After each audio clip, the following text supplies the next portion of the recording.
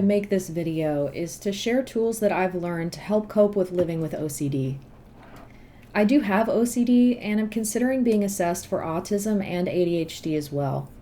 I see a lot of signs in my life that may point to those diagnoses, and I have multiple people that have told me they think that I might have those as well, which maybe.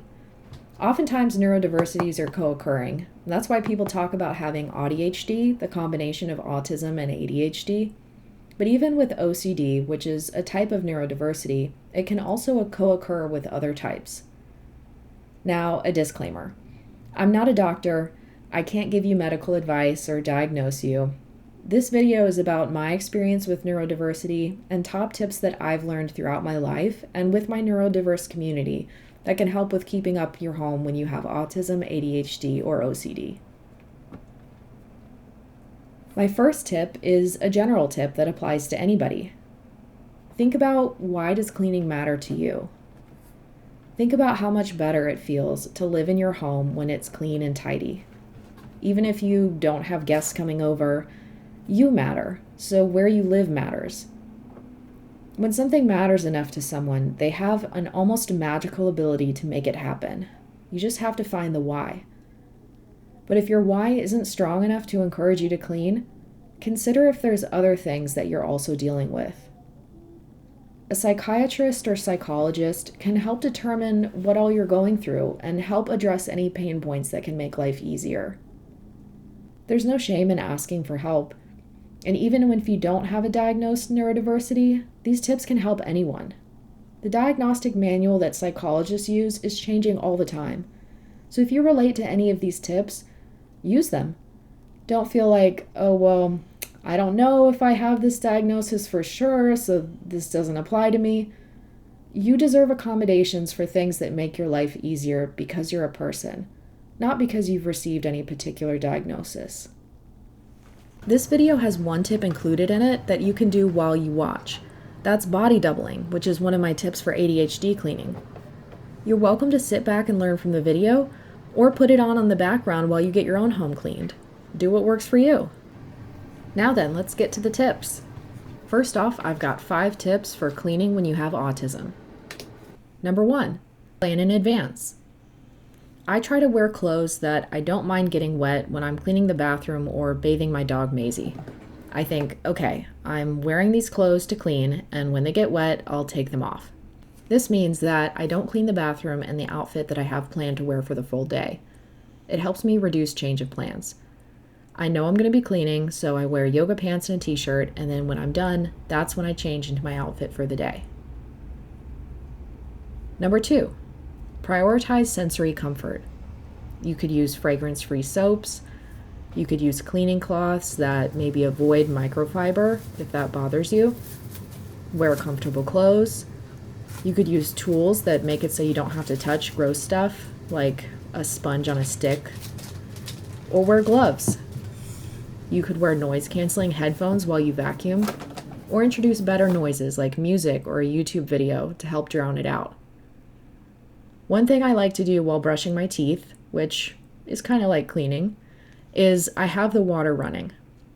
I know it's not perfect for the environment, but some people take multiple baths and showers a day, so I feel like me running water while brushing my teeth, it's not a mindless waste, but a specific decision that I do to help with the discomfort of brushing my teeth. The noise of the water running helps distract me, so that's an accommodation I give myself. Number 3, use visual schedules, like a checklist, that breaks down tasks into individual components that you can check off. This is also good for OCD too. Instead of a general clean the bathroom or a perfectionistic clean the bathroom perfectly, it becomes wipe the mirror, scrub the toilet, etc. I love lists. I love lists so much. I write lists for everything. Number 4, organize your cleaning tools. This also helps with ADHD. When things are easy to access and all in one place, I'm much more likely to clean. One big thing that's helped me is keeping the bathroom cleaning supplies in or next to the bathroom. I have all my bathroom cleaning supplies in the linen closet right next to the bathroom, so when I'm ready to clean, they're right there. Now the task of cleaning the bathroom mirror is just one: spray and wipe. Okay, that's two, but it isn't three. It's not go get the cleaning supplies from downstairs and then bring them up to the upstairs bathroom and then spray and wipe. Seriously, this makes a huge difference for me. If you have the money to have multiple bathrooms in your home, which I don't right now, but if you do, you probably have the money to purchase 2 cleaning sprays and keep 1 in each of your bathrooms. Seriously, this tip is life-changing. Number 5, delegate. I have a confession to make. I don't want to touch the dish drain. I don't want to do it, especially after I've just touched all the wet food to do the dishes. So sometimes I ask Tyler to take care of it for me. People want to help you, and there's no shame in asking for help. Tyler has a very kind personality, but really most anybody would be happy to help when you ask for it, especially when you've just done a task for them. Like you just did a whole load of dishes that now they don't have to worry about. If you need help with the dish drainer and you're not interrupting their tasks, they're not in the middle of something when you ask them to help you, most people are happy to help. If you live with someone and you prefer doing laundry and they hate laundry and would prefer to do the dishes, do that. Have them do the dishes and you do the laundry. And now you've solved a problem for both of you. Autism or not, just ask for help. And now my top 5 tips for cleaning when you have ADHD. Number 1, create a deadline. Not everybody loves these, and not everybody with ADHD. My boyfriend hates timers and deadlines. It stresses him out no end. But for me, it helps so much. It's like, I don't care about the task until I have exactly how much time I need to do it. Then it's the most important thing in the world. If I have 2 hours to do a task, but I know it'll only take 30 minutes, I wait until I have 25 minutes left to do it, so then I have to go fast. It makes the task a challenge. That's also why people with ADHD like to listen to things on speedy, or do things in a new novel way, because they need that dopamine spike from the excitement of a challenge in order to get something done. A way that I create urgency for myself is inviting a friend over for later that day. Or in some cases, when the house is really messy, I invite them for a few days in advance. That helps me be motivated to get the house clean before they come over. There's an abbreviation that my boyfriend taught me called INCUP, INCUP. It's talking about what makes ADHD people tick and what helps them complete tasks and avoid procrastination. I stands for interesting, N for novel, C for challenging, U for urgent, and P for passionate or play. So when you create urgency and a challenge, it helps to get the task done if you have ADHD. Tip number 2, only clean for a set time frame. 1 hour or a half an hour or whatever amount of set time. Sometimes I do just a 10-minute tidy. I set an alarm on my phone, and when the timer is done, I can be done. Even just 10 minutes can make a big difference. It helps with the all or nothing thinking. After 10 minutes, the amount that you've gotten done will make you feel so much more comfortable in your space. Maybe there's dishes on the table that have been bothering you. They just need to be brought to the sink, but you're procrastinating. Or maybe there's clothes that you folded but didn't put away. You would feel so much more comfortable in your space if you had that extra counter or didn't have the visual clutter. These 10-minute timers add up. Don't want to be spending an hour every Sunday just tidying for the week ahead? Just spend 10 minutes each day, then rest on Sunday. Tip number 3. One tip I got from a YouTuber I'm obsessed with called With Love Christina. She has great tips for cleaning while having ADHD, and one of her big tips is to not leave the room that you're cleaning. In order to do this, she brings all the tools that she'll need to clean into the room. Then she has baskets for things that need to be put away in other rooms. So when she's tidying the living room, she has a basket for each of the kids' stuff, a basket for kitchen things, etc., and she does not take the stuff to the other rooms until she's done cleaning. Then the whole basket gets put away. Her kids take their baskets and put their stuff away. She takes the kitchen basket to the kitchen in one trip, etc. This tip has helped me so much. But for me, I changed the rule a little bit to be better suited for me. My rule is that I can't switch tasks until I'm done. Something I tend to do is I find one thing that needs doing, and then I see another thing that has to get done, and I switch to it, even when they're in the same room. So I have to stop myself and make sure I finish the one task I'm on, no matter how important the new task I've noticed is. A side rule to this one that I also got from With Love Christina is that when you're sorting the stuff out of those baskets and you pick something up, you can't set it down anywhere else but its home, its place.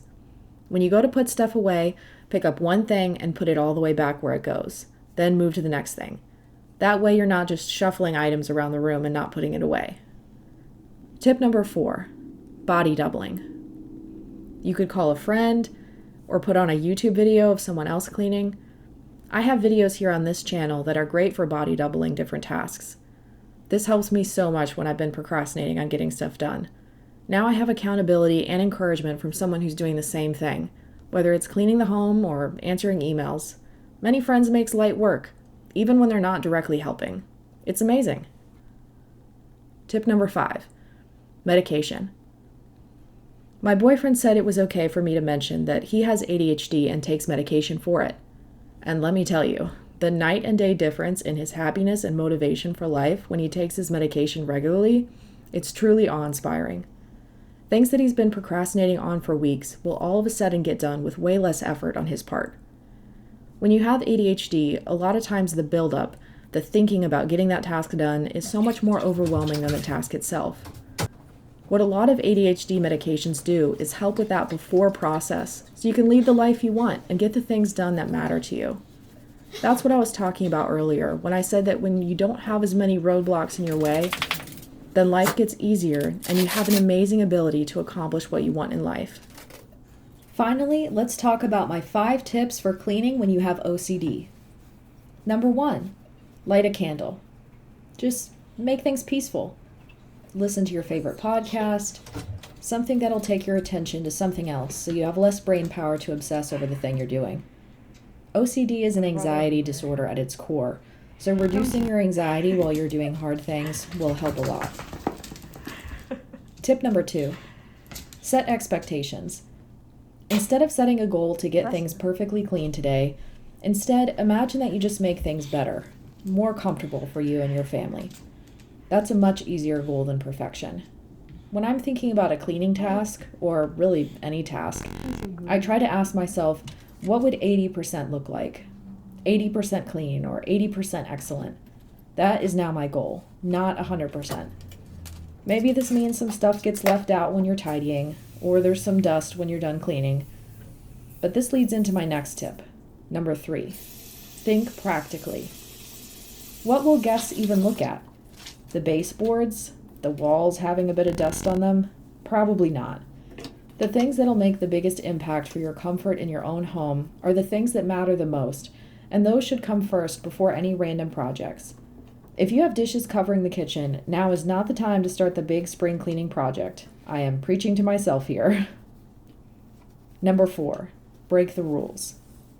Personally, I can tend to get stuck in certain ways to clean things that I do because I've always done it that way, but not because it's the most efficient or pleasant way to get the thing done. Whether or not you have OCD, maybe you relate to this. Sometimes I need to rethink things. A big opportunity to do this is when someone you love is suggesting that y'all do things a new way. Ask yourself if the reaction that you have to the new thing has more to do with it being a change than if there's actually a reason why you've done it the way that you always have. Here's an example. People tend to have one laundry basket, maybe in their bedroom, and sometimes that's it. I have 2. One in my bedroom and one in the hallway between the bathroom and the kitchen, so it can collect bathroom towels and kitchen towels. This way, the laundry is already sorted between clothes and towels, which I wash separately. The towels get washed on hot. People will come to my house, and when they're close enough friends to ask me what the heck I'm doing, they'll be like, "Why is this basket here?" And I'll explain that it makes my life easier. It takes no thought to take towels from the bathroom and throw them in the basket right there. But it does take thought to take them to a different room. So this is one way I changed the rules to fit what's going to work best for me. Another one of my favorite YouTubers, Becky at Acre Homestead, keeps a laundry basket just in her kitchen for kitchen towels. Doing something new like that can be so mind-blowing in its effect on your life. But if you're stuck in, well, I don't do things that way, you could miss out. With the laundry basket in my hall, I didn't grow up doing things that way. I just adapted based on my own learnings. That might mean for you that you could get another trash can for the office, or use paper towels instead of cleaning cloths, or anything that would make a big difference for you that you just aren't considering because you've always done things differently, or there's some reason that you're supposed to do things a certain way. You make the rules, and you can change them. Tip number 5, therapy and medication. Nowadays, there's a lot of different therapies that can help with OCD. Exposure and response prevention, acceptance and commitment therapy, even just DBT and others. One thing that therapy has helped me with is helping to accept that I don't have to bring up every problem. Because of OCD and black and white thinking, I can tend to believe that every problem a home or a relationship has, I need to address with them 100% of the time, instead of just accepting people as they are or letting some things slide in the home. Sometimes someone might do things differently than me, and that's okay. Now, I don't mean that I don't bring up anything that's important to me. It's just that I'm on a journey to balance, to not bring up every problem that I see. Because it can be overwhelming for the people I love and not aligned with my goals, like strengthening the relationship and prioritizing our mental well-being. For example, my boyfriend will do this thing where he will leave drawers in the kitchen pulled out after getting something out of them. Not every time, but often enough that I notice it. He'll also leave the microwave door open after getting food out of it. Again, not all the time, but sometimes. Now, I'm the person in the relationship who has more complex expectations for the tidiness of the home. So there's already a multitude of things that Tyler does for me based on my expectations. If there's one thing I can take off his plate that he doesn't have to be worrying about, like, oh, Elizabeth is going to get mad if I don't close the microwave, I better do that, I'd like to take it off his plate. When I really think about it, it just does not matter. When I notice he's absent-mindedly left the microwave door open, I just go close it. No problem here. That's all my tips for today. Thanks for joining me. I hope you got a lot of stuff done or learned something new from this video. Always remember, you deserve a home with love and joy. I'll see you later. It's